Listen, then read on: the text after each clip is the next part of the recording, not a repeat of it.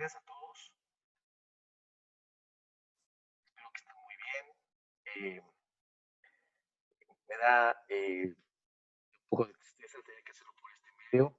Siempre escuchar sus voces es muy refrescante. Entonces, pero discúlpenme por no haber podido ayer darles la clase de en vivo. Entonces vamos a hacerlo por este media hora. Y bueno, ya en la próxima clase comentamos todas sus dudas y observaciones y comentarios que quieran hacer al respecto. Entonces, yo sé que es difícil tratar de concentrarse en otros temas, tratar de estudiar otros asuntos que no tengan que ver con lo que hoy ustedes y yo estamos viviendo. Pero pues tenemos un programa que cumplir y la verdad es que si alguna materia en sus clases en la actualidad creo que está muy relacionado con lo que hoy estamos viviendo, es justamente esta materia de seguridad nacional en el contexto internacional. Disculpe, por cierto, estoy viendo que está mal el título, pero bueno, vamos a ver entonces adelante. Y si quiere, en la próxima clase comentamos más sobre lo que está pasando y lo que podría pasar y relacionado con la nacional. Entonces vamos a comenzar. Vamos a ver hoy las amenazas y vulnerabilidades a la seguridad nacional en el tema en particular de la agenda ligada a la violencia. Que para México tiene mucha resonancia, ¿no? Particularmente vamos a ver el tema que tiene que ver con el narcotráfico, las guerrillas, la violencia organizada. Entonces, déjenme comenzar por decirles que todo país en general, poderoso que sea, tiene vulnerabilidades y países desarrollados como Estados Unidos, China, tienen diferentes vulnerabilidades y también enfrentan amenazas. Y la naturaleza de las mismas, de estas vulnerabilidades y estas amenazas, proviene de la posición geográfica de cada país, sus circunstancias históricas, su cultura legal, su nivel de fortaleza en las instituciones y el grado de desarrollo económico y social, ¿no? Esto creo que es muy lógico. Por ejemplo, un país que se ubica en Europa y que tiene, por ejemplo, una circunstancia histórica de estar rodeado de, por ejemplo, el caso de Polonia, tiene una específicas de vulnerabilidades. En el caso de Polonia, les decía, haber estado siendo, fue invadido, por ejemplo, por Alemania, fue invadido por Rusia, fue invadido por los países nórdicos, por su circunstancia geográfica, su posición geográfica, circunstancias históricas de haber sido siempre una tierra una región que fue muy ambicionada por estos países, una cultura legal en particular, fortaleza institucional y un desarrollo económico y social, ¿no? Entonces, cada país tiene estas vulnerabilidades y estas amenazas. México, en particular, ha sido un país con grandes vulnerabilidades a lo largo de su historia, así como tiene una alta exposición a una serie de riesgos y amenazas. En esencia, México tiene entre sus principales vulnerabilidades y riesgos la posición geográfica de nuestro país, muchísimo. Les decía yo que nunca, como comentaba Carlos Fuentes, un país tuvo una frontera tan larga con un país tan rico como Estados Unidos, siendo un país tan pobre como México. Ese contraste lo vamos a encontrar en muy pocos casos en el mundo. En nuestro país estamos junto a la potencia más grande de toda la historia, de todo el mundo. Nunca había un país tan poderoso, tan fuerte a nivel mundial como lo es Estados Unidos. Y nosotros tenemos una frontera enorme con ellos. Esto tiene oportunidades, riesgos, ha sido ventaja y ha sido desventaja, pero ahorita nos centramos en las partes de las amenazas y vulnerabilidades, ¿no? Entonces, ellos nos hace particularmente amenazado para una serie de aspectos y también nos hace muy vulnerables. Y está junto a Centroamérica, nos da una posición especial desde un puente entre ambas regiones, Norte y Centro y Sudamérica.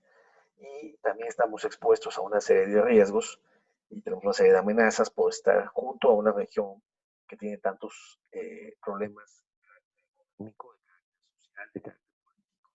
México ha tenido que lidiar con, ha sido puerta hacia Centroamérica. Tenemos una crisis, por ejemplo, de migrantes muy grave. Lo que ustedes ven ahora, lo que vio recientemente de esta llegada de caravanas, validez frente al problema que hubo cuando hubo una guerra civil en Guatemala en los años 80, que llegaron decenas de miles de guatemaltecos que entrar al país porque huían de una guerra civil que los estaba matando, ¿no? A muchos de ellos. Entonces, fue una situación muy grave, tensión social en Chiapas, particularmente, por la cuestión social, ¿no? Que llegaron y tenían que darles trabajo. Entonces, y seguimos expuestos, es una puerta de entrada al narcotráfico, a contrabandos de diferente naturaleza, explotación humana, en fin. Entonces, y además, sea una punta también de lanza en esa región hacia control de Estados Unidos, la agenda centroamericana y sudamericana. Entonces, es una posición geográfica de México es particularmente eh, eh, clara o lo delicado por ese puente entre ese gozne que es México entre Norteamérica y Sudamérica.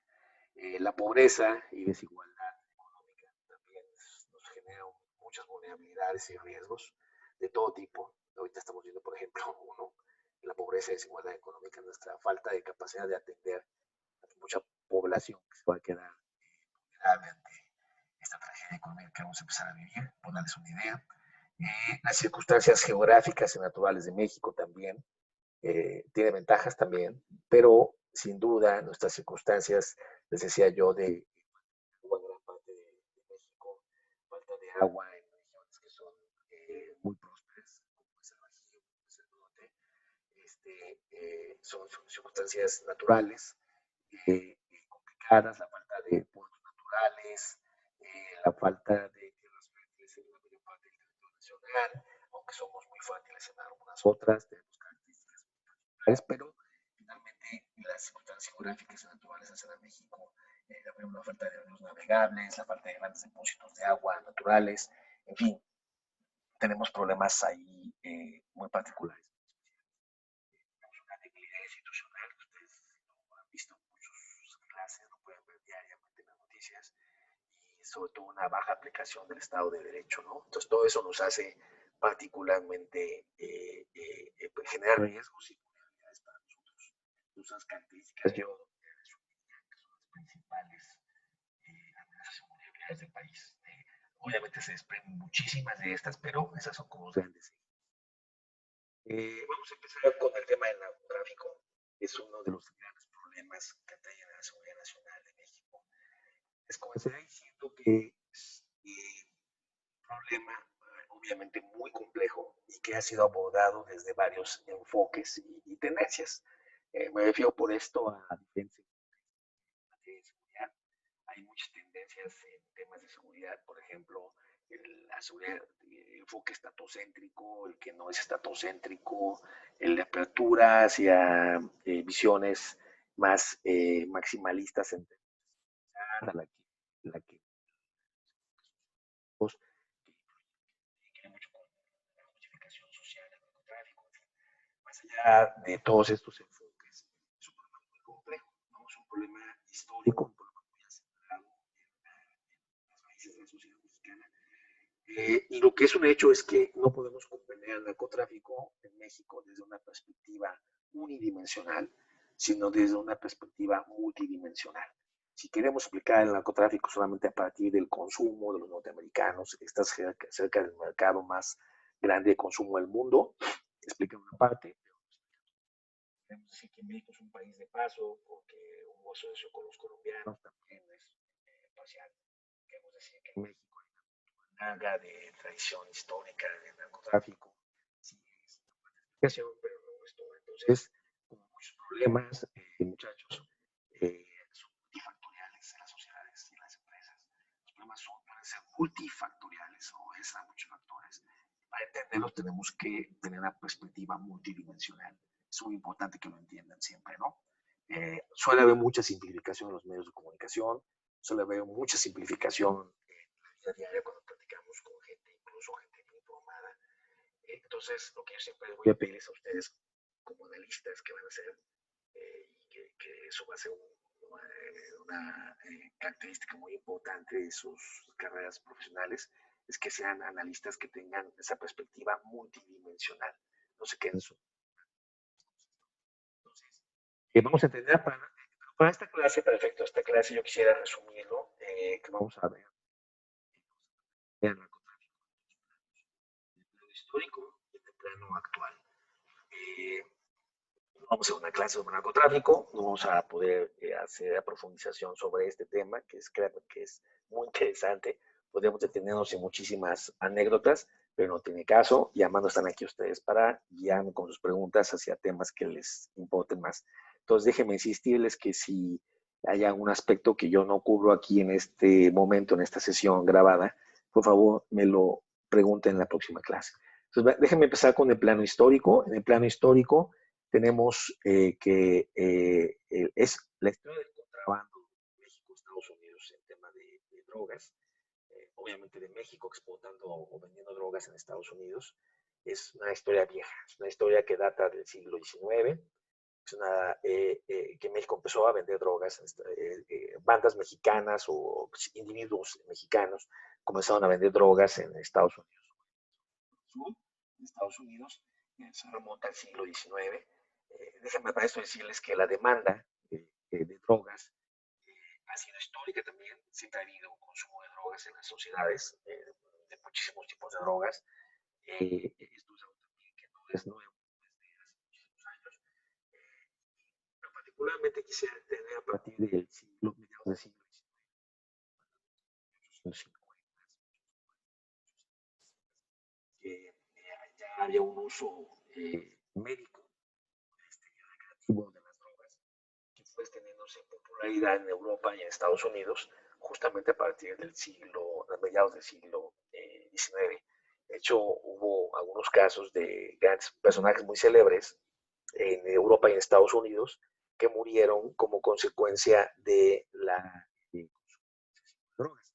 Uno de ellos, interesante, es el gran escritor de novelas de terror y misterio, que fue Edgar Allan Poe, por ejemplo, en 1847-48, él muere de opio. Entonces, bueno, había una demanda desde mediados del siglo XIX porque ya había un consumo que increciendo ya en aquella época. Llegó este crecimiento de consumo y la afectación a la sociedad, por ejemplo, en Estados Unidos, por el consumo de droga a tal grado que hubo una ola prohibicionista del primer cuarto del siglo XX, 1914 o 1916, se establecen prohibiciones ya muy concretas en la ley, decretos en Estados Unidos, contra el consumo de drogas, de opiáceos y otros derivados de drogas en Estados Unidos. México, en consecuencia, también comienza a hacer prohibición de las drogas de manera legal. Eso no existía antes. Había consumo, pero no había prohibición. Justamente hasta el primer cuarto del siglo XX, ¿no? En particular tocó al presidente Álvaro Obregón, los 22, 23, los 24. Es el que impone estas prohibiciones en materia de consumo y de producción y consumo de drogas. Yo me quiero detener un poco en el tema en particular de Sinaloa. Mucha gente, como ustedes saben, gran parte de nuestros cárteles se originaron, los cárteles de droga, de producción y distribución y venta de drogas, comenzaron en Sinaloa. Y la razón es, fíjense que es interesante, hay condiciones en particular en el noreste de México, ¿no?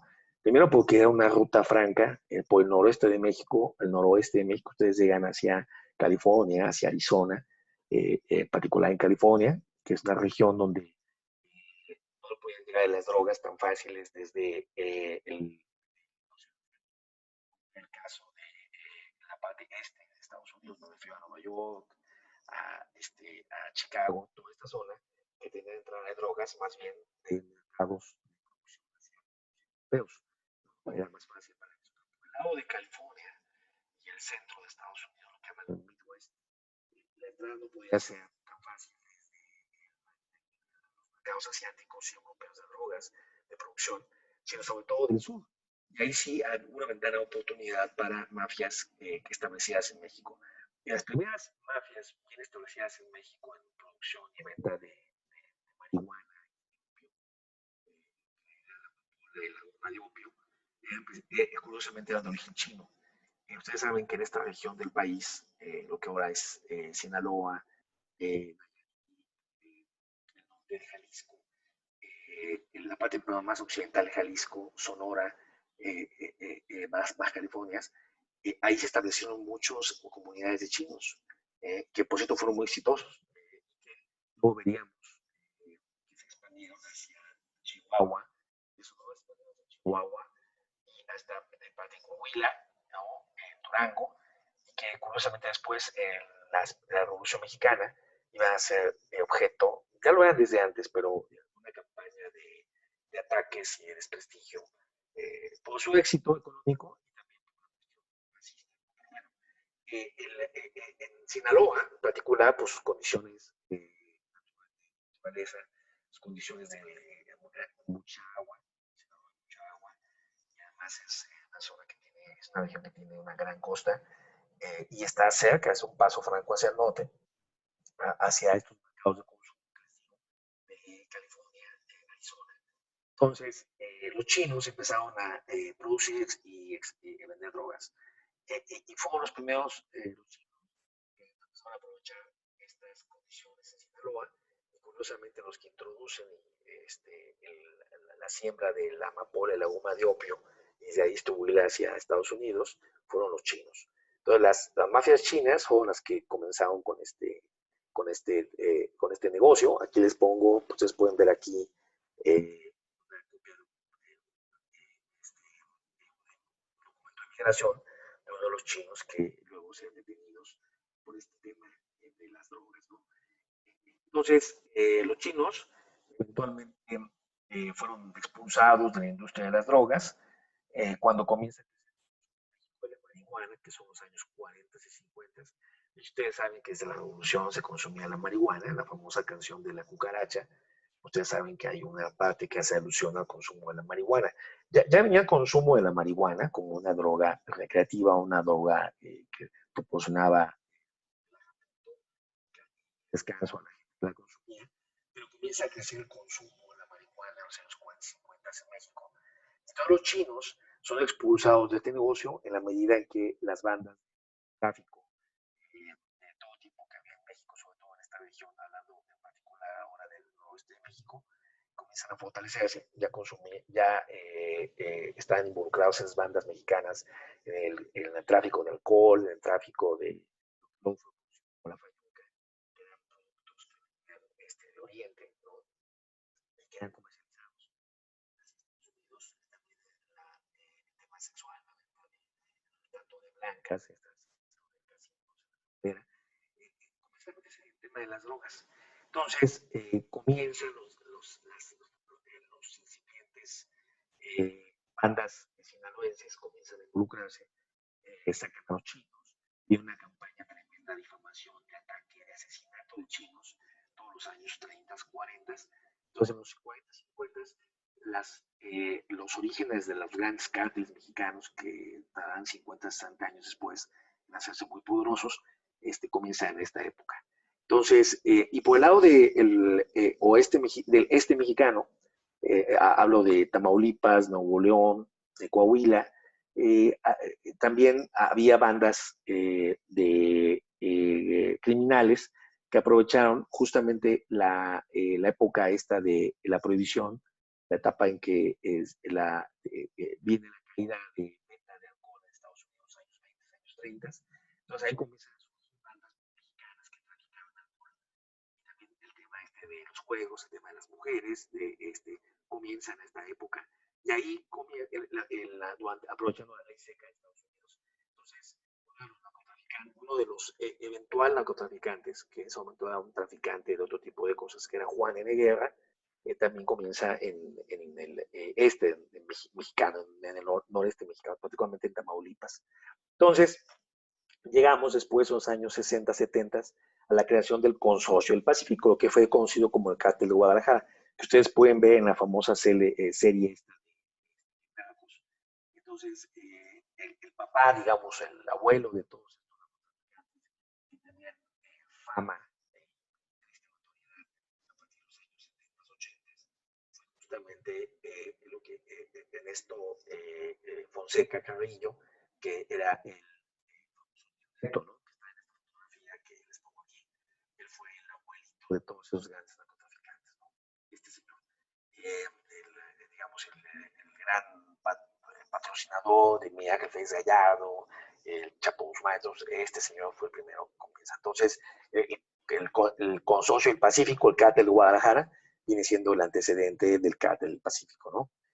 El, este crecimiento de las bandas mexicanas de narcotráfico, tanto en el Pacífico con el Cártel de Guadalajara, que luego fue el Cártel del Pacífico, y en el oeste, en el este, que fue con lo que luego fue el Cártel del Golfo, que era el grupo de Juan N. Guerra, ellos comienzan a aumentar su involucramiento en el tema de las drogas y comienzan a vender cada vez más drogas, en la medida que el mercado de consumo norteamericano también fue creciendo. Aquí hubo una coincidencia, les decía yo hace tiempo, creo que tanto en esta clase como en las clases anteriores, los alumnos que estuvieron conmigo lo recordarán, que hubo una auge y caída en la ruta de cocaína, en los grandes exportadores de cocaína. Antes de esto, perdón, déjeme decirles que lo que en México más, los mexicanos más exportaban era heroína, opio y sobre todo marihuana en los años 70, en los años 80. Pero la cocaína se pone de moda en Estados Unidos en los años 70, fines de los años 70. Y ahí había una ruta, el producto de cocaína es Colombia, Bolivia, Ecuador, pero sobre todo Colombia. Colombia surgen los grandes cárteles, el cártel de Cali, el cártel de Medellín, y estos cárteles usaban la ruta de Miami, que era más una ruta aérea, ¿no? Tenían una muy consolidada ruta de tráfico por el lado de Colombia, pero la Agencia de Combate a las Drogas de Estados Unidos, la Drug Enforcement Agency, la DEA, fue muy exitosa en combatir justamente esa ruta. Entonces empiezan a dar golpes estratégicos muy importantes en la ruta a Miami. Esto fue a mediados, al principio de los años 80, 83, 84. Y fíjense ustedes cómo coincide con el crecimiento de los cárteles del noroeste, del noreste y del cártel o sea, el cártel Golfo y el cártel del Pacífico, ¿no? Lo que luego hace el cártel del Pacífico. Entonces, coincide la caída de la ruta aérea de Miami por parte de la DEA con un reacomodo que los colombianos buscarían entonces sociedad con los mexicanos para aprovechar el acceso mexicano por el lado del territorio a Estados Unidos, con la plataforma para hacerlo. Entonces viene una asociación entre cárteles colombianos y mexicanos. Yo decía que hace poco que esta exposición a mucho más recursos, mucho más ingresos, de vender su marihuana producida en México, su opio producido en México, su fayuca traída de Asia y sus negocios de trata de blancas, les dejaban dinero, les iba bien a estos grupos criminales mexicanos, de repente pasaron a tener la posibilidad de vender cocaína, que multiplicó sus ingresos. Ahí varían los cálculos, entre 5, 10, 15, 20, 25 veces más. Entonces, digamos, tener muchísimo dinero, ¿no? Fue una cantidad de dinero que les sirvió para generar una estructura criminal, tener protección del Estado o de partes del Estado mexicano, obviamente las sociedades colombianas son mucho mayor. Y esta posibilidad, siempre que hay dinero hay conflictos, esto lo saben ustedes, en las familias, en las sociedades. Si hay dinero, entonces, sucedió que adentro de lo que llamaban la federación, y lo que ustedes ven en la serie Narcos, es la creación de la llamada federación, de que Miguel Ángel Félix Gallardo, el más aventajado de los discípulos de Ernesto Carrillo Fonseca, el tío Neto, lo que hace Miguel Félix Gallardo, que es una cuestión estratégica muy interesante, fue tratar de juntar todos los grupos criminales, de tráfico de drogas que había en la parte noroeste de México, su origen familiar, su origen estratégico que fue en esta región de Sinaloa. Se ponen todas las rutas que van desde California hasta Chihuahua, Baja California hasta Chihuahua, para tener todos sus accesos y tratar de tener un acuerdo para lograr introducir la droga por toda esta región. Estos grupos al principio, durante unos años, están trabajando, pero eventualmente los ingresos de dinero, querer tener más dinero uno que otro, querer tener más control sobre las rutas de acceso, los llevó, además de cuestiones personales que surgieron, ustedes pueden ver en esta serie, surge una ruptura en la federación. Primero fue un auge muy rápido, gracias a estos ingresos extraordinarios que llegaron de Colombia, luego vino un choque, viene un derrumbe, viene una implosión de la federación, al mismo tiempo que el acceso que tenían por el lado del noreste del cártel del Golfo, que era otro grupo diferente, el cártel del Golfo y el cártel del Pacífico.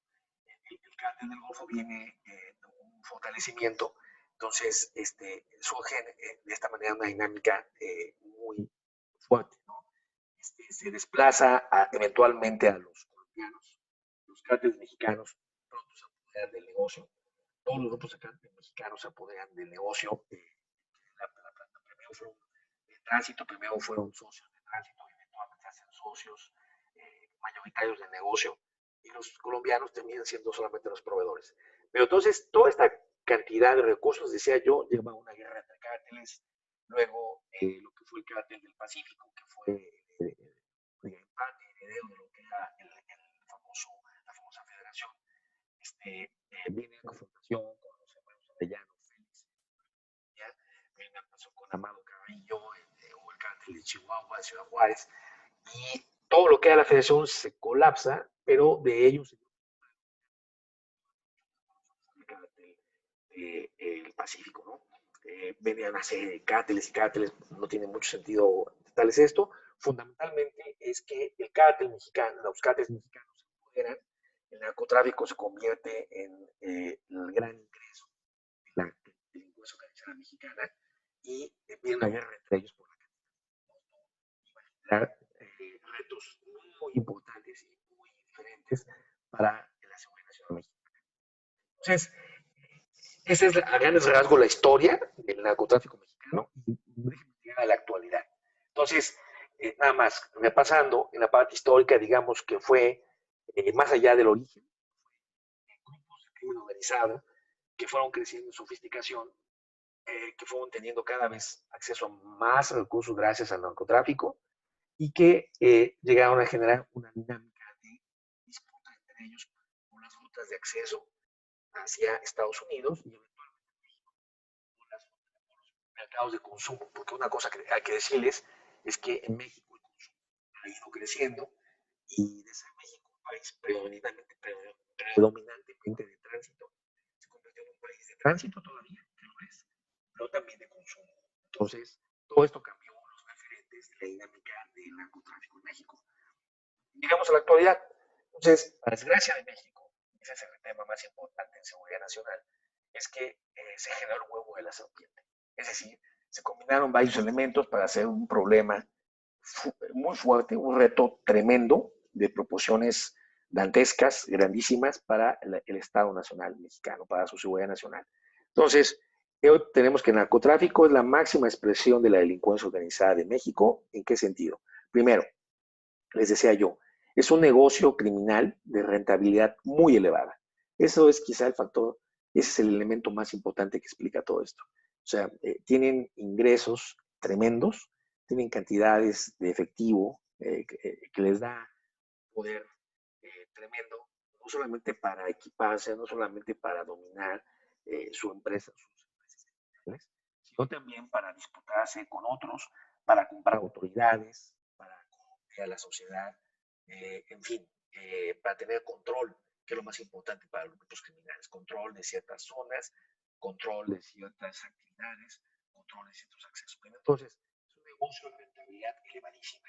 O sea, es difícil ubicar en la historia del mundo una mafia, a un grupo criminal que haya tenido tanto dinero a su disposición de una manera, entre comillas, tan fácil.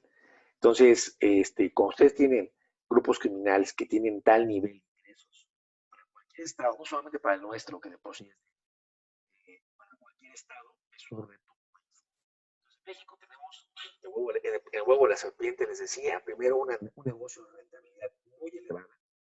Tenemos una estructura criminal basada en redes familiares. Y aquí sí viene una peculiaridad mexicana. Eso de que la familia mexicana es el centro de la sociedad, es la célula básica de la sociedad, y que explica nuestras redes de solidaridad, que la familia mexicana sustituye en buena medida a un Estado fuerte, de instituciones fuertes. Todo eso es cierto, pero también para efectos negativos, para efectos criminales, es muy malo. Entonces, es una estructura, permite una estructura criminal, esta solidez de la familia también, por otro lado, permite una estructura criminal basada justamente en redes familiares y comunitarias, con tanto arraigo en la sociedad. Entonces, vamos a tener en México grandes grupos sociales conectados en redes familiares, en redes comunitarias, involucrándose en el narcotráfico, involucrándose de manera directa o indirecta en los beneficios que trae el narcotráfico, económicamente me refiero. Entonces van a tener una gran participación activa en la producción y en la distribución y tránsito tráfico de drogas. Y también a grandes grupos sociales beneficiándose de la venta de servicios a estos narcotraficantes, en la venta de protección, en la venta de insumos, casas. Pues van a tener grandes grupos de la sociedad, grandes regiones del país, donde el narcotráfico pues, está siendo promovido, protegido, porque es una fuente de ingresos, ¿no? Y ahí es donde empieza también la parte negativa de esta estructura criminal basada en redes familiares. La familia es propicia. Entonces van a tener familias completas involucradas en actividades criminales, actividades de narcotráfico.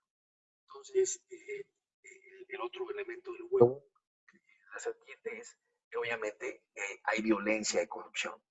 No hay empresa criminal fuerte que no sea violenta, porque la violencia para las grandes empresas criminales es fundamental. Primero porque marca su control, logran el control. Con violencia se apoderan de accesos, se apoderan de protección, se apoderan del control, ¿no? O sea, no tienen el control. Entonces, la violencia es lo que les da estatura, es lo que les da fuerza, es la violencia real o potencial. O sea, no solamente es la efectiva, la que hacen matando gente, la que hacen matando adversarios, matando autoridades que no los ayuden o que trabajen para otros grupos criminales. No solamente por eso ejercen, sino también heladamente. O sea, que sepas que pueden matar a tus familiares, que sepas que pueden matar a los funcionarios, que sepan que pueden matar policías, que maten toda la violencia que pueden desatar. Entonces también es una forma de entonces, obviamente la corrupción tiene capacidad de corromper instituciones, corromper a la sociedad, corromper iglesias incluso, en fin, corrompe todo. Otra vez porque tienen esta gran rentabilidad económica. Entonces, con dinero son capaces de comprar muchísimas cosas. Entonces, la corrupción es un elemento consustancial o que está muy pegado a la posibilidad económica que tienen estos grupos. México, otro elemento del Estado, del huevo de la serpiente, para nuestra desgracia, es justamente un débil Estado de Derecho. Tenemos instituciones muy débiles en México, tenemos un Estado muy pobre, es la verdad. El Estado mexicano tiene pocos recursos, es un Estado que recauda poco y dedica poco a actividades fundamentales. Por ejemplo, en este caso, la seguridad. Dedica mucho nuestras instituciones de seguridad en general. Ustedes pueden llámese gobierno, digo, pongan ustedes a las Fuerzas Armadas, a las policías federales, o las policías locales, las instituciones de justicia, me refiero al Poder Judicial, en fin, todo el aparato de seguridad y justicia en México es muy débil, tiene muy pocos recursos. Tenemos los mexicanos, por ser un país con tanta desigualdad, con tanta pobreza, los mexicanos si les dan ustedes a votar esto, prefieren darle dinero a la educación, prefieren darle dinero a la salud, a los programas sociales. No solamente es este gobierno el que crea así, la sociedad misma crea esto. Pero entonces dejas de lado toda la parte de seguridad, que es fundamental para que haya viabilidad a un Estado. Entonces, se dedica poco dinero. En general, la excepción fue Calderón, pero tampoco pudo dedicar todo el tiempo, todo el dinero que hubiera querido.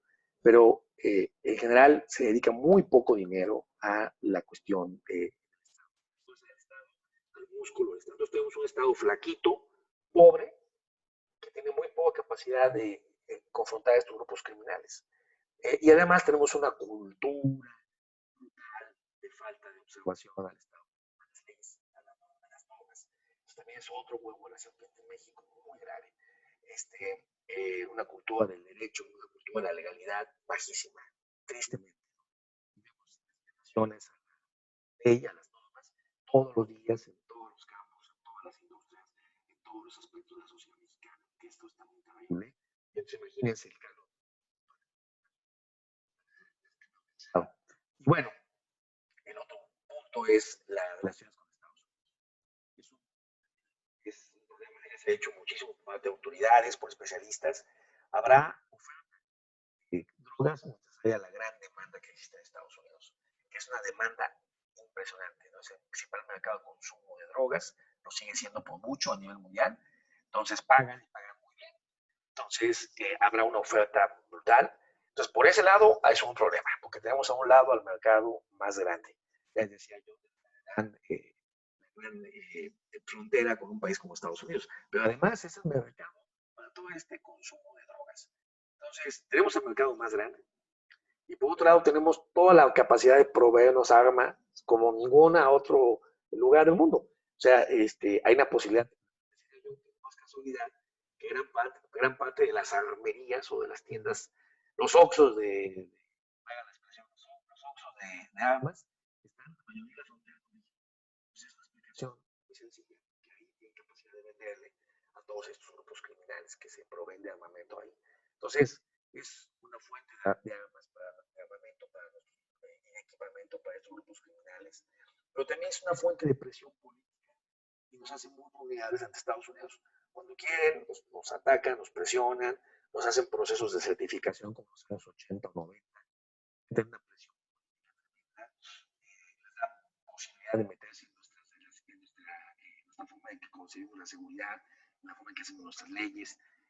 Es una fuente de presión constante contra México. Por gran cosa es Estados Unidos, el gran imperio norteamericano. Entonces, también pega el aspecto de la simetría con Estados Unidos, ¿no? También es un elemento fundamental. Entonces, el narcotráfico enfrenta amenazas para la seguridad nacional mexicana en los siguientes aspectos. Amenazas, perdón, para la seguridad nacional mexicana en los siguientes aspectos. Primero es la seguridad pública, obviamente, causando problemas altísimos de delincuencia, expresados en tasas de homicidios brutales. ¿No? Estamos viendo en algunas regiones del país, en algunas ciudades y municipios, tasas de letalidad vinculada al crimen organizado y al narcotráfico muy altas. Después de que México observó una tasa decreciente durante varias décadas, en los años 50 teníamos, por darles ustedes una idea, de 60, 65, 70 homicidios por cada 100,000 habitantes, se ha ido, fue bajando, los años 60, 70, cayó a 30, decía, veníamos de 60, 65, 70, empezó a bajar a 50, 40, 30, 20, hasta el mejor año, que fue justamente por el 93, 94 de México, que llegamos a tener 8, 7, o sea, incluso abajo de Estados Unidos. En 1994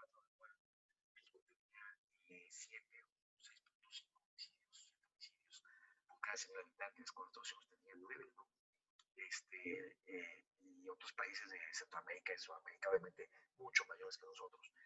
Esto se repitió desgraciadamente a partir de este estallido de la guerra entre los cárteles, entre todos los cárteles. Hablo que esto empezó a pasar en los años 2001, 2002, 2003, 2004. Y cuando comienza en 2004, 2005 la guerra, la implosión de la federación, y comienza la disputa, además de todos los grupos que eran parte de la federación, y que de ahí surgieron otros cárteles y se empezaron a pelear entre ellos. Y además la guerra contra el cártel del Golfo, en el otro extremo del país, en la parte este, surgió una mortandad, empezaron a ver las tasas de mortalidad de manera. Entonces, primero la seguridad pública, no solamente en temas de homicidios, obviamente florecen otros negocios criminales, la trata de blancas, el robo de autos, asalto a camiones de carga, secuestro, extorsión, todo este manpower que se empieza a desarrollar alrededor del narcotráfico, se hace una industria criminal que pronto rebasa los ámbitos del narcotráfico. Necesitan más dinero, porque cada vez más gente se dedica a esto. Entonces, surgen otras industrias, otro tipo de empresas criminales que están asociadas y eventualmente ni siquiera asociadas con el narcotráfico, como por ejemplo Huachicoleo, que ustedes vieron recientemente aquí en el Bajío, o que sigue existiendo, ¿no? Entonces, otros grupos criminales comenzaron. Entonces, es un reto de la seguridad pública brutal en gran parte del país, casi todo el país. En las regiones más acentuado que en otros, pero finalmente todo el país. Tiene un problema de imagen y reputación que también pega muchísimo en atracción de inversiones, distintos tipos de inversiones, en turismo, en la imagen del país, ¿no? Que es también un problema de seguridad nacional. México es concebido como un país de estado débil, donde siempre hay los criminales, donde no hay ley. Entonces, eso golpea el prestigio y la reputación de México, ¿no? Le quita legitimidad, a capacidad de negociar, capacidad de ser una voz fuerte en una serie de temas a nivel internacional, y lo hace muy vulnerable a las críticas, muy vulnerable a presiones internacionales al respecto. Entonces, se vuelve. En la economía nacional es un tema de generar distorsiones tremendas. La sociedad puede pensar o puede verse positivamente que hay grupos que han organizado, que generan recursos, que compran casas, que pagan a gente, que consumen en la región del país. Lo voy a decir a un punto en Sinaloa, en Michoacán, en Chihuahua, en Tamaulipas. Pero en el fondo es una gran distorsión económica, porque no son actividades criminales económicas sustentables a largo plazo, son actividades de corto plazo, sujetas a variaciones en los mercados criminales de consumo de diferentes bienes, y además están fuera de la ley. Entonces distorsionan la economía en realidad, generan burbujas económicas que no tienen sustento, que estallarán conforme varíen los temas de las dinámicas criminales, y al final tiene un impacto muy negativo en la economía. Al final es una ilusión para mucha gente bien dedicada a esto, que tiene ingresos altos y fáciles, como muchos jóvenes que se dedican hoy a empresas criminales, en vez de trabajar en empresas, en vez de trabajar en otros lados, y al final acaba muy mal. Pero mientras es una burbuja que mucha gente le genera un espejismo, y en muchas partes del país genera un espejismo. Pues hay, gracias al consumo de los fabricantes, se venden casas, se venden coches, y eso no es espejismo, es dinero. Pues sí, pero es un dinero, insisto, basado en ilegalidad y al costo de institucionalidad y de cultura de la legalidad. Es mucho más caro eso es difícil decir esto en una sociedad con los niveles de desigualdad y de pobreza que hay en México, ¿no? Aunque fíjense ustedes que el narcotráfico no ha florecido en las regiones más pobres del país, curiosamente, ¿no? No son los estados más pobres donde los que se impulsan narcotráfico, sino los estados donde hay, curiosamente, más bienestar económico, ¿no? Pero bueno, entonces es un impacto a la economía nacional grave. También es una amenaza y una vulnerabilidad para el funcionamiento adecuado de las instituciones, afecta el funcionamiento institucional normal, adecuado, porque lo hace que se frene, lo debilita, lo erosiona, lo confronta con a veces mucho más capacidad que lo que tiene este aparato estatal en ciertas regiones del país, ciertos momentos del país, de la vida del país. Entonces, no está bien, o sea, es una amenaza para el funcionamiento de nuestras instituciones. Y también, al final, pone en riesgo la soberanía nacional, porque los mexicanos tenemos nuestro aparato de justicia, nuestro aparato legal, institucional, termina estando sujeto a la capacidad de inteligencia de Estados Unidos. Les decía yo que la capacidad en México es tan baja en materia institucional, policial, que depende mucho de lo que le proveen los norteamericanos. Nos institucionales en muchas ocasiones, a las presiones de países, sobre todo como Estados Unidos, obviamente, por este problema que tenemos. Entonces, el narcotráfico también pone en riesgo la soberanía nacional. Lo que pasó en los años 80 con Camarena, con el caso Camarena, asesinato de la Camarena, Salazar, también Kiki Camarena, generó un gran problema para la soberanía nacional. Los procesos de certificación a México por su bueno o mal desempeño en el tema de el combate al crimen organizado y al narcotráfico en los años 80, años 90, también fue una gran presión para nuestras autoridades en su momento. Como ahora lo puede ser cuando llega el gobierno norteamericano, mete una gran presión a la soberanía nacional porque quieren que se desentregue a un criminal, porque quieren que se pare el narcotráfico. Es una gran amenaza también, un riesgo tremendo a la soberanía nacional. Y el narcotráfico expone, nos desnuda, hablamos de las amenazas, ahora hablamos de las vulnerabilidades de la seguridad nacional mexicana. Nos expone con nuestro muy débil Estado de Derecho, que es una realidad. Entonces esto nos afecta, nos puede afectar en términos de, ya decíamos hace rato, la reputación y la imagen del país, pero en particular expone nuestro débil Estado de Derecho, expone nuestra debilidad institucional, ¿no? Nuestras instituciones pobres, flaquitas, sin muchos recursos, expone la pérdida de control que tiene el Estado mexicano en amplias regiones del país, donde el que manda es justamente el crimen organizado, donde manda el narcotráfico, expone una alta penetración del crimen organizado en las instituciones del Estado y el tejido social, porque ya decíamos de que gran parte de la población convive con ellos, se beneficia económicamente de ellos, familiar de ellos. Entonces, gran parte de la sociedad mexicana, desgraciadamente, en grandes regiones del país está muy penetrada en el tejido social y nuevamente es una posición de debilidad acentuada ante Estados Unidos y una supeditación a Estados Unidos. Entonces, hay todas estas vulnerabilidades nos las expone. Podría decir es el tema somos un paso natural y otra serie de cosas, pero fundamentalmente estas son las grandes vulnerabilidades, que son muchas, de la seguridad nacional mexicana, ¿no? Que están expuestas, desgraciadamente, por este gran problema del narcotráfico. Entonces, este es en suma lo que tiene que ver con el narcotráfico. Lo vemos muy rápido, pero creo que lo hemos visto en esencia lo que implica para la soberanía, para la seguridad nacional. Muy rápido para el tema de guerrillas. Lo tiene el programa. Yo creo que no estoy muy de acuerdo porque las guerrillas no son un gran problema en la actualidad para México, pero bueno, ustedes saben que las guerrillas tuvieron su auge en los años 60 y 70, eran de filiación de extrema izquierda y anarquistas. ¿No?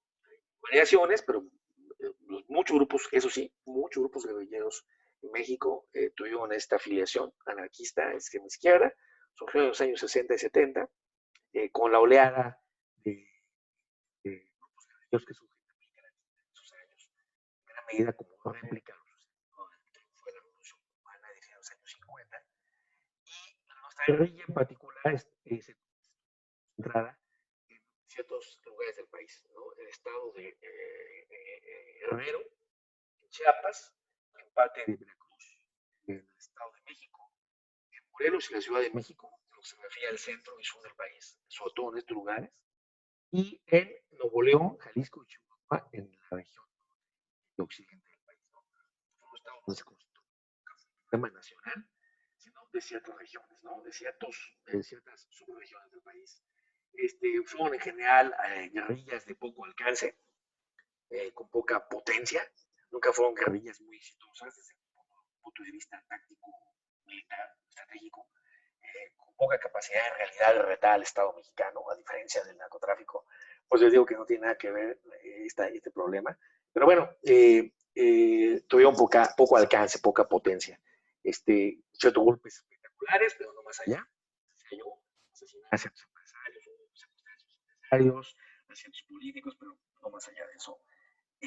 No tuvieron expresión partidista. Quiere decir que, a diferencia de otros países, como Colombia, como Nicaragua, como El Salvador, nuestras guerrillas no se lograron convertir en partidos políticos, no lograron dar el paso a partidos políticos. Sí hubo exguerrilleros que se hicieron miembros de partidos políticos, pero nunca vimos ese proceso en el cual las guerrillas lograron transitar a ser partidos políticos y tener un peso político más fuerte. Entonces eso fue un hándicap en contra de ellas.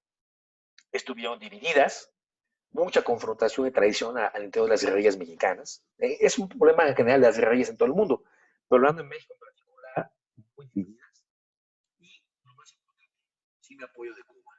Yo les platicaba esta historia de la Dirección Federal de Seguridad y la inteligencia mexicana, que entre sus muchas fallas o falencias, como ya está poniendo de moda, todos sentimos esa palabra, pero finalmente en México, una cosa que sí hicieron muy bien nuestros sótanos de inteligencia, nuestros grupos de inteligencia, fue neutralizar a la guerrilla mexicana, la guerrilla mexicana, gran parte con la ayuda de la CIA norteamericana, pero también con este pacto que hubo con el gobierno cubano, ¿no? El haber salvado a Fidel a partir de protegerlo aquí en México, a pesar de que fue detenido, les decía yo, de Gutiérrez Barrios en la Dirección Federal de Seguridad, hizo que el Castro, el tratamiento muy inteligente que tuvo el mexicano en general, más allá de los ups and downs o altas y bajas que hubo en esto, el Estado mexicano trató muy bien a Cuba, ¿no? En general tuvo muy buena relación con Cuba y eso hizo que Fidel Castro quisiera explotar su revolución o apoyar movimientos guerrilleros a casi toda América Latina, pero entre las excepciones notables fue México. México era punto y aparte. Digo, al grado que les decía a ustedes que Fidel Castro traicionó a muchos guerrilleros mexicanos, ¿no? Los entrenaba allá, pero le decía al Estado mexicano, al gobierno mexicano, los guerrilleros que te van a hacer desmadre allá. Entonces llegaron a México y el gobierno mexicano o los cooptó, les dio chambas, y con eso neutralizó a la mayoría de ellos, o los presionó, los encarceló o los mató. Entonces, esa fue la efectividad, ¿no? Entonces, la guerrilla poco alcanza. Entonces, casi son exterminadas a las buenas y a las malas, con cooptación, con persecución y exterminio, en los años 70 y 80. A los más, obviamente, entre más radical el grupo, más idealista, pues emplearon más tácticas terroristas, tanto los grupos guerrilleros como la acción del Estado contra ellos, ¿no? Fue igual de brutal y la respuesta del Estado mexicano contra grupos más radicalizados, pues fue igual de brutal, ¿no? Y entonces hubo excesos, abusos en materia de derechos humanos, pero bueno, así fue como se les controló y se radicales. En la actualidad hay grupos guerrilleros vinculados, todavía existen, es verdad, a ciertos movimientos urbanos populares en la Ciudad de México y en la zona metropolitana del Estado de México. Hay movimientos guerrilleros todavía, con menor intensidad, depende de la circunstancia. Hay sus atentados guerrilleros que tienen que ver con bombas, participación en algunas actividades de mítines, en algunas actividades pues, criminales, en fin. Y esto sucede en la Ciudad de México, en zonas como eso en Iztapalapa, en Tepic, en Iztapalapa, en la Venustiano Carranza, en Nezahualcóyotl, en Catepec, yo diría, en el Estado de México, ¿no? Donde hemos visto actividad guerrillera de muy bajo perfil, es verdad, otra vez con muy poca capacidad de fuego, muy poca capacidad criminal, de acción militar contra el Estado, ¿no? Muy poca. Y hay algunas células guerrilleras en Guerrero todavía, y en Chiapas, que están vinculadas a movimientos campesinos, ¿no? Movimientos campesinos extremistas que siempre han existido. Un poco lo que sucedió con Ayotzinapa en Guerrero, fue grupos de filiación de extrema izquierda y anarquistas, sobre todo en escuelas normales en Guerrero, de maestros, que desgraciadamente también comenzaron a mezclarse mucho con el tema de crimen organizado, para obtener recursos de vida, que políticamente correcto no se dice mucho, ¿no? Es que en el gobierno de Peña Nieto quisieron sacar mucho a la luz estos vínculos por un tema obviamente, de impacto político, de acusación al Estado, de que querían ligar a los grupos guerrilleros o a los grupos idealistas con temas criminales, pero la verdad es que sí fue así, y hay mucha evidencia al respecto. Entonces, grupos guerrilleros están ahí todavía como movimientos campesinos, que en mayor o menor medida se han integrado a actividades de crimen organizado, desgraciadamente. Entonces, eso sucedió también en Colombia, no nada más en México, por ejemplo, ¿no? Grupos guerrilleros que terminaron vinculados a actividades criminales. Ahí están, son amenazas que son riesgos que todavía están por ahí. El Estado mexicano tiene que poner el ojo en ellos. O sea, aunque no tenga la capacidad de fuego, el Estado mexicano atiende y está atento a estos grupos que pueden tener un problema eventualmente de mayor o menor intensidad. Ya para terminar, muchachos, vamos a mantener esta idea de que tengamos estas reuniones online, sean muy concretas. Yo sé que es muy pesado para ustedes hacerlo así, de esta manera. Hay muchos distractores y no se puede tener mucha atención durante mucho tiempo, entonces vamos a acabarlo pronto. El otro tema, ya para acabar esto, es en general que México tiene una situación grave de violencia organizada, con altas tasas de impunidad, les decía yo, eh, delincuencia que tiene acceso a grandes recursos, se pueden meter actividades criminales altamente rentables, como tiene un Estado muy débil, que puede ser cooptado en gran parte, o intimidado, o francamente derrotado. Depende, gracias a que es un Estado sin mucha capacidad. Entonces, esto permite una alta tasa de impunidad, altísimas tasas de impunidad. O sea, es una vergüenza mundial las tasas de impunidad de México. Creo que hay pocos estados que tienen ese nivel de impunidad. Desgraciadamente ahí estamos en el nivel de África, en el nivel de países como Haití, como Guatemala, perdón, ya ni Guatemala, estamos abajo ya de Guatemala en esto. Es una tristeza, pero les tengo que decirles que esto es uno de los grandes problemas para la seguridad nacional de México, que tiene una grave violencia organizada que no se combate de manera efectiva o no se combate incluso. Y eso nos hace que tengamos una delincuencia común al alza. ¿Y por qué? Si la violencia organizada logra esta impunidad, pues el Estado flaquito tampoco alcanza a combatir como debe la delincuencia común. A los que no están organizados, hechos no organizados, a que con mucha facilidad pueden robar una tienda, que puede asaltarte en la calle, robar un coche, asaltar a una persona que va en coche, extorsionar, copiándole los datos, o decir que representan a un gran grupo organizado, cuando no es cierto. Hay mucho de ese tipo de extorsión, me ha tocado mucho atender eso. Son los copycats, ¿no? Oye, estoy hablando por parte de los Zetas, y no me das tanto dinero, no son ni Zetas ni nada, pero asustan a la gente en este clima de histeria, esta atmósfera de histeria, ¿no? Entonces, esta delincuencia común está al alza. Estamos viendo guardias civiles armadas, o sea, gente que combate al narcotráfico, combate a grupos delincuenciales y se arman de una manera que están sustituyendo al Estado, ¿no? Ante la falta de acción por parte del Estado, hemos visto guardias civiles armadas en el norte del país, en Michoacán, en Guerrero, en el Estado de México, Puebla. Empiezan a surgir algunas posibilidades de esto en Guanajuato, en Jalisco, en fin, es una cosa muy dramática. En Nuevo León los hay de facto, grupos pagados por empresarios para protegerlos, cierto paramilitarismo, ¿no? Entonces, estas guardias civiles surgen en México como consecuencia de esta falta de capacidad del Estado. Y estos grupos, todavía no está infestado el país de esto, como sucede en Colombia, por ejemplo, pero es un problema que está creciendo, desgraciadamente, y que el Estado tiene mucha capacidad de hacer mucho al respecto. Pero bueno, no ha crecido tanto, pero ahí es un problema. Y lo más grave, que ya sucedió un poco también, sucedió en Colombia y está sucediendo en México en algunos grupos, es que esos grupos de autodefensa terminan haciéndose grupos criminales y terminan involucrándose también en actividades de narcotráfico, de extorsión, como sucedió en Chihuahua y como está sucediendo en Michoacán, por ejemplo, ¿no? Que esos grupos que supuestamente nacen para combatir una actividad criminal, lo logran, a veces logran incluso desplazar a estos criminales, pero pues terminan coqueteando con la actividad porque deja dinero y terminan ellos siendo los que hacen la actividad criminal, ¿no? Desgraciadamente. Entonces, esto también está pasando, es otra amenaza a una vulnerabilidad en seguridad nacional. Las bandas y pandillas criminales asociadas, por ejemplo, la acción en México, los maras, salvatruchas de El Salvador, que han ido creciendo porque trabajan para otros grupos de crimen organizado. Entonces son bandas que están haciendo las actividades, hay bandas que surgen en las ciudades también, son actividades criminal. Son bandas que todavía no infestan tampoco el país, pero ahí están también creciendo. Y el tema viene siendo que es un Estado débil y con pocos recursos. Entonces, México tiene un riesgo de viabilidad nacional en su seguridad a partir de esta debilidad del Estado. Nos urge fortalecer el Estado.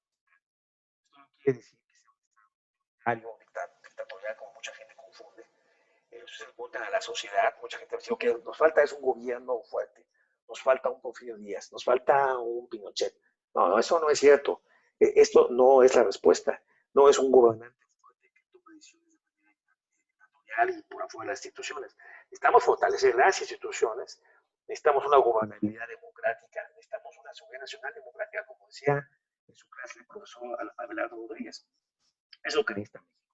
Es un Estado con mucha diversidad política, que tiene muchos retos, pero un reto fundamental es en seguridad nacional el que fortalezcamos al Estado. Entonces, todos los problemas que les dije, que podemos revisar, los diferentes aspectos, surgen de la capacidad del Estado para confrontarlos. Entonces, si no tenemos un Estado fuerte que confronte, no vamos a poder tener viabilidad en seguridad nacional de largo plazo. Esa es la verdad. Y el problema va a seguir empeorando. Entonces, a ustedes les corresponderá también contribuir en su momento para que esto sea algo que sea tenido, ¿no? Desde las diferentes esferas en las que se encuentren involucrados. Pero lo que quiero que se lleven en esta clase, para terminar, es que en el tema de la delincuencia organizada, de la violencia organizada, el tráfico, los principales grupos de guerrillas, las autodefensas, las bandas criminales, todo esto, necesitamos un Estado fuerte, mucho más fuerte de lo que hoy es, que dedique mucho más recursos en su aparato judicial, en su aparato de justicia, su aparato policiaco, de Fuerzas Armadas, para lograr contener esta situación que desgraciadamente sigue al alza mientras tenga esta delincuencia, esta alta tasa de impunidad y esta altísima rentabilidad en sus actividades. Cada vez más sociedad va a ser infectada, no como el coronavirus, muchachos, pero cada vez más gente va a estar tentada a dedicarse a actividades criminales, porque dejan dinero de manera relativamente fácil y con bajísimas posibilidades de captura de ganado. Todo está hecho pues para algo crítico que está sucediendo y que puede todavía empeorar. Los espantalos, pues nuevamente ponerlos al tanto de que esto es lo que está pasando en nuestro país. Bueno, muchachos, gracias por su atención. La dejamos aquí. Voy a subir esta presentación para que la puedan escuchar y la puedan tener. Y estamos próximos, les mando la información sobre la calificación próxima y sobre cómo vamos a posiblemente hacer las próximas calificaciones de la calificación final. Les mando un abrazo y sin coronavirus, un abrazo virtual y a todas y a todos ustedes. Cuídense mucho, un abrazo, gracias.